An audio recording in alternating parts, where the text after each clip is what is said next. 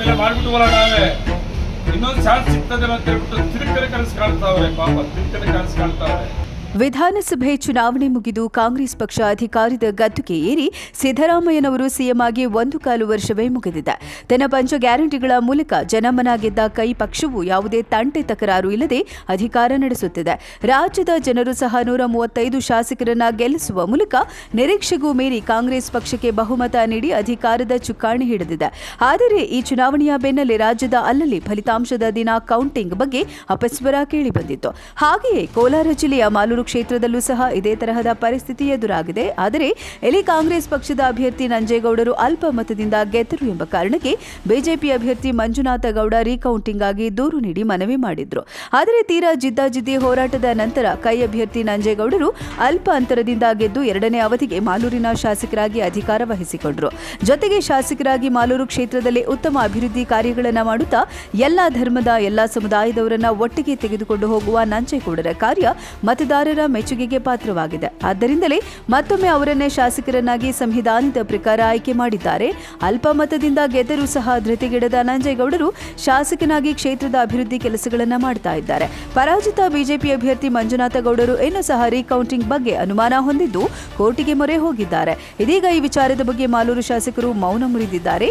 ಮಾಲೂರು ಕ್ಷೇತ್ರದ ರೀಕೌಂಟಿಂಗ್ ವಿವಾದದ ಬಗ್ಗೆ ಮಾತನಾಡಿದ ಕಾಂಗ್ರೆಸ್ ಶಾಸಕ ನಂಜೇಗೌಡರು, ನಾನು ಸಂವಿಧಾನಬದ್ಧವಾಗಿ ಗೆದ್ದು ಶಾಸಕನಾಗಿದ್ದೇನೆ. ಆದರೆ ಬಿಜೆಪಿಯ ಮಾಜಿ ಶಾಸಕರಿಗೆ ಇದನ್ನು ಸಹಿಸಿಕೊಳ್ಳಲು ಸಾಧ್ಯವಾಗ್ತಾ ಇಲ್ಲ. ಆದ್ದರಿಂದ ದಿನನಿತ್ಯ ಇದೇ ವಿಚಾರವಾಗಿ ಖ್ಯಾತಿ ತೆಗೆಯುತ್ತಾ ಕೋರ್ಟಿನ ಮುಂದೆ ಕೂತಿದ್ದು ಬರ್ತಾ ಇದ್ರು. ಇದರ ಬಗ್ಗೆ ಕೋರ್ಟ್ ವಿವರ ಕೇಳಿದೆ, ಕೊಡುತ್ತಾರೆ. ಆಮೇಲೆ ಯಾವ ತೀರ್ಪು ಕೊಟ್ಟರೂ ಸ್ವಾಗತಿಸುವೆ. ವೋಟ್ ಕೌಂಟಿಂಗ್ ದಿನ ನಾನು ಅಲ್ಲಿ ಇರಲೇ ಇಲ್ಲ. ಯಾಕೆಂದ್ರೆ ಏನೂ ಆದರೂ ಸ್ವೀಕರಿಸುವವನು ನಾನು. ನನಗೆ ಯಾವ ಭಯವೂ ಇಲ್ಲ, ಯೋಚನೆಯೂ ಇಲ್ಲ. ನನ್ನ ಮೇಲೆ ನನಗೆ ನಂಬಿಕೆ ಇದೆ. ಆದರೆ ಬಿಜೆಪಿ ಮಾಜಿ ಶಾಸಕ ಮಂಜುನಾಥ ಗೌಡ ಕೌಂಟಿಂಗ್ ದಿನ ಪೂರ್ತಿ ಅಲ್ಲೇ ಕೂತಿದ್ರು. ನನಗೆ 800 ಮತಗಳ ಅಂತರ ಬಂದಾಗ ಅಲ್ಲೇ ಖ್ಯಾತಿ ತೆಗೆದು ಏನೋ ಗಿಮಿಕ್ ಮಾಡ್ತಾ ಇದ್ರು. ಆಗ 848 ಮತಗಳ ಅಂತರ ಬಂದು ನಾನು ಗೆದ್ದೆ. ಅದನ್ನು ಸಹಿಸಿಕೊಳ್ಳಲಾಗದ ಬಿಜೆಪಿ ಅಭ್ಯರ್ಥಿ ಇದೀಗ ರೀಕೌಂಟಿಂಗ್ ಬಗ್ಗೆ ಪ್ರಶ್ನೆ ಎತ್ತಿದ್ದಾರೆ. ಇದರಿಂದ ನಾನು ಮತ್ತೆ ಗೆದ್ದು ಶಾಸಕನಾಗುವೆ ಎಂಬ ತಿರುಕನ ಕನಸನ್ನು ಸಹ ಕಾಣ್ತಾ ಇದ್ದಾರೆ. ನಾವು ಹೋಗಲಿ ಅಂತ ಒಂದು ಬಾರಿ ಗೆಲ್ಲಿಸಿದ್ವಿ, ಈಗ ಮತ್ತೆ ಇನ್ನೊಮ್ಮೆ ಗೆಲ್ಲೋಣ ಅಂತ ಹೊರಟಿದ್ದಾರೆ. ಕೆಲವರು ಆಕಸ್ಮಿಕವಾಗಿ ರಾಜಕೀಯಕ್ಕೆ ಬಂದು ಹೀಗೆಲ್ಲ ಆಡ್ತಾರೆ. ನಾನು ಆಕಸ್ಮಿಕವಾಗಿ ರಾಜಕೀಯಕ್ಕೆ ಬಂದವನಲ್ಲ. ನಾನು ಮತ್ತು ನನ್ನ ಕುಟುಂಬ ಯಾವ ಕೋರ್ಟು ಕಚೇರಿ ಅಂತ ಸುತ್ತದೆ ಗೌರವದಿಂದ ಬದುಕ್ತಾ ಇದ್ದೇವೆ. ಜನ ನನ್ನನ್ನು ನಂಬಿ ಮತ ಹಾಕಿದ್ದಾರೆ. ಅದರಿಂದಲೇ ಸತತ 2ನೇ ಬಾರಿ ಗೆದ್ದಿದ್ದೇನೆ. ನನಗೆ ಸಂವಿಧಾನದ ಮೇಲೆ, ಜನರ ಮೇಲೆ ನಂಬಿಕೆ ಇದೆ. ನನ್ನ ಕ್ಷೇತ್ರದ ಜನರು ಸಹ ಈ ರೀಕೌಂಟಿಂಗ್ ಬಗ್ಗೆ ತಲೆ ಕೆಡಿಸಿಕೊಳ್ಳದೆ ನೆಮ್ಮದಿಯಾಗಿರೆ. ಇದರಿಂದ ನನಗೇನು ಭಯವಿಲ್ಲ, ಆತಂಕವೂ ಇಲ್ಲ ಅಂತ ಪ್ರತಿಕ್ರಿಯೆ ನೀಡಿದ್ದಾರೆ.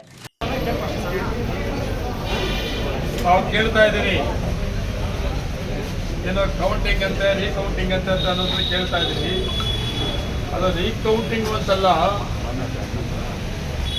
ರಿಸಲ್ಟ್ ಅನೌನ್ಸ್ ಆಗಿ 1 ವರ್ಷದ ಮೇಲೆ ಸುಮಾರು 3-4 ತಿಂಗಳಾಯ್ತು. ಆದರೆ ಒಂದು ತಕರಾರು ಅರ್ಜಿ ಇತ್ತು, ಏನೋ ಕೌಂಟಿಂಗ್ ಮಾಡಿದ್ರೆ ಸರಿ ಇಲ್ಲ, ರೀಕೌಂಟಿಂಗ್ ಮಾಡಬೇಕು ಅಂತ ಕೋರ್ಟಲ್ಲಿ ತಕರಾರಿತ್ತು. ಕೋರ್ಟ್ ಏನು ಮಾಡಿದ್ದಾರೆ, ಆ ಕೌಂಟಿಂಗ್ ಆಗಿದ್ದಂಥ ದಾಖಲೆಗಳನ್ನು 17C ಫಾರಂ ಏನಿದೆಯೋ ಆ ಫಾರಂ ಅನ್ನ ಕೇಳಿದ್ದಾರೆ.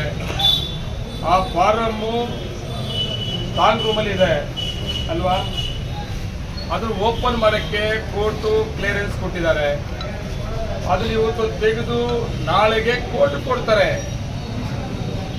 ಪಾಪ ಅವ್ರಿಗೆ ಎಲ್ಲೋ ಅರ್ಜೆಂಟ್ ಅದೇ, ನನಗೇನು ಅರ್ಜೆಂಟ್ ಇಲ್ಲೋ, ಭಯನೂ ಕೂಡ ಇಲ್ಲ.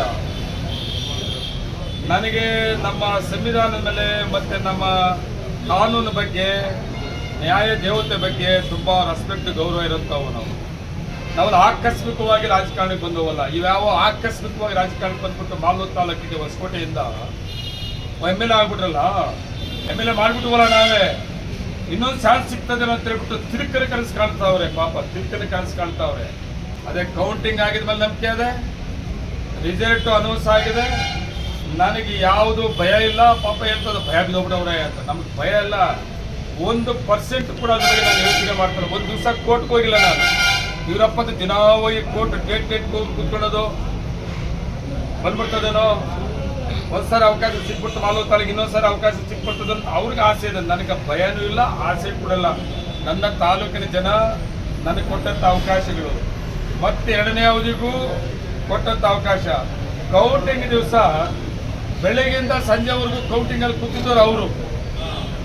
ಅವ್ರದ್ದೇ ಸರ್ಕಾರ, ಬಿಜೆಪಿ ಸರ್ಕಾರ, ಅವ್ರದ್ದೇ ಅಧಿಕಾರಿಗಳು. ಏನು ಕಾಂಗ್ರೆಸ್ ಸರ್ಕಾರ ಇತ್ತಾ? ಕಾಂಗ್ರೆಸ್ ಅಧಿಕಾರಿಗಳಿದ್ದ? ಆಮೇಲೆ ಕೌಂಟಿಂಗಲ್ಲಿ ನಾನು ಆರಾಮಾಗಿ ಟಿವಿ ನೋಡ್ಕೊಂಡು ಕೂತ್ಕೊಂಡಿದ್ದೆ, ಕೌಂಟಿಂಗ್ ನೋಡ್ಕೊಂಡು ಕೂತ್ಕೊಂಡಿದ್ದೆ.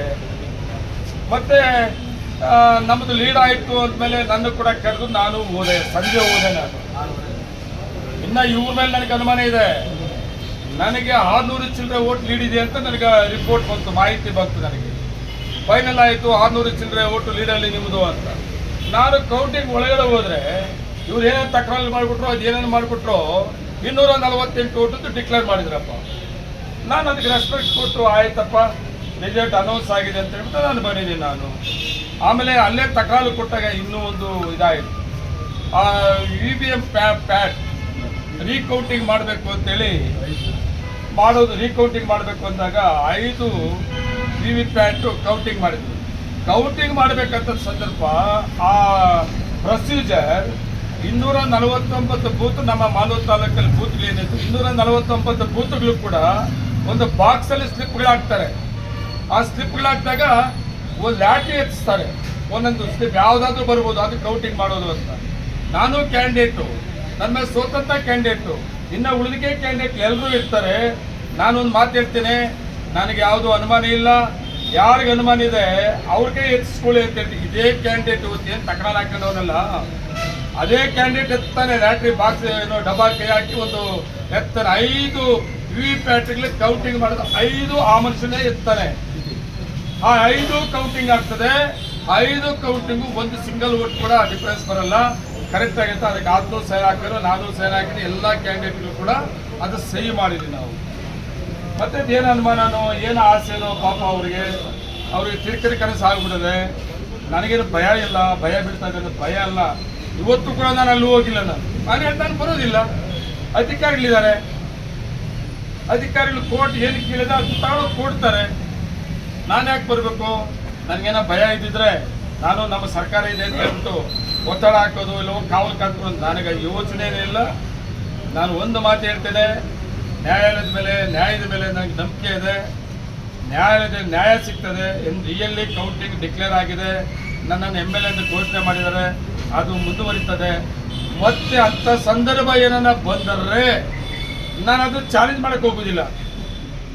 ನಾನು ನಂಬಿಕೆ ಇದೆ, 2 ಸಾರಿ ಸೋಲಿಸಿದ್ದೀನಿ, 3ನೇ ಸಾರಿ ಸೋಲಿಸ್ತೀನಿ. 3ನೇ ಸಾರಿ ಸೋಲು ಅಂತೇಳಿ ನಾನು ಖುಷಿ ಪಡ್ತೀನಿ. ನಾನು 3ನೇ ಸೋಲು ಅಂತ ನಾನೇ ಕರ್ಕೊಂಬಂದು ಮಾಲೂರು ತಾಲೂಕಿನ ಜನತೆ ಕೈ ಕಾಲು ಇಟ್ಕೊಂಡು ಗೆಲ್ಸಿದ್ದೀನಿ. ಒಂದ್ಸಾರಿ MLA ಮಾಡಿಸ್ಬಿಟ್ಟಿದ್ದು, ಹೊಸಕೋಟೆಯಿಂದ ಕರ್ಕೊಂಬಂದು.